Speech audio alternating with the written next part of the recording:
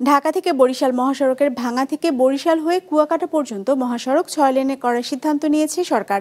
সম্প্রতি এ সংক্রান্ত সিদ্ধান্ত পাশ হয়েছে একনেকে। এটি হলে ওই এলাকার অর্থনৈতিক উন্নয়নের পাশাপাশি সড়ক দুর্ঘটনা কমে আসবে বলে আশা করা হচ্ছে। বরিশাল থেকে গিয়াসউদ্দিন সুমনের পাঠানো তথ্য ছবিতে ডেস্ক রিপোর্ট।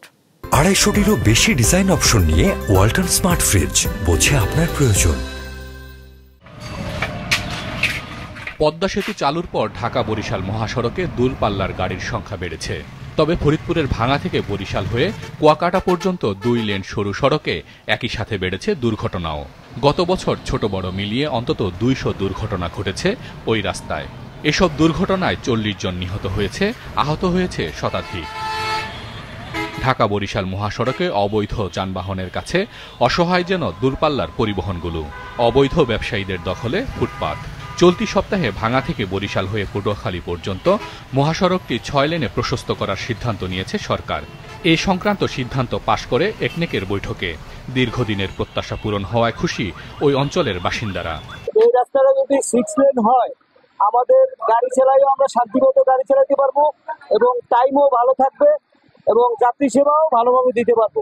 ভাঙ্গা থেকে আমাদের রাস্তা ছোট এবং আমাদের রাস্তা বড় হওয়ার জন্য বড় হইলে আমরা সবাই নিরিবিলি গাড়ি চালাতে পারি। প্রশস্তনের রাস্তা চলাচল করতে কোনো বিঘ্ন ঘটবে না, রাস্তা ভালো চলবে। আমরা 6 লেনের রাস্তাই চাই। এই কাজটা যেন অতি দ্রুত শেষ করে, কারণ এই শেষ করলে আমাদের দুর্ঘটনা, সড়ক দুর্ঘটনা গতকালকেও দুটি হয়েছে, এইটা বন্ধ হবে, কমে যাইবে এবং মানুষ যাত্রী ভোগান্তি কমে যাইবে।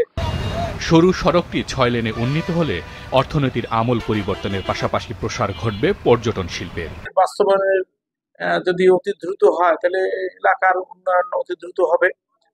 সেখানে আমাদের প্রত্যাশা থাকবে আমাদের এলাকাবাসী, বরিশালবাসী, দক্ষিণ অঞ্চলের যে আমরা জনমানুষ যারা আছি, আমরা সবাই এই সিদ্ধান্তকে আমরা স্বাগত জানাবো, কিন্তু বাস্তবায়নটা অতি দ্রুত চাই আমরা। নৌ পরিবহন উপদেষ্টা জানান, আপাতত ভাঙা থেকে বরিশাল হয়ে পটুয়াখালী পর্যন্ত মহাসড়ক 6 লেনে উন্নীত করা হবে। পরে কুয়াকাটা পর্যন্ত 6 লেন করা হবে। 6 লেন এপ্রুভ হয়ে গেছে এবং এটা আশা করি খুব সত্তর কাজ শুরু হবে।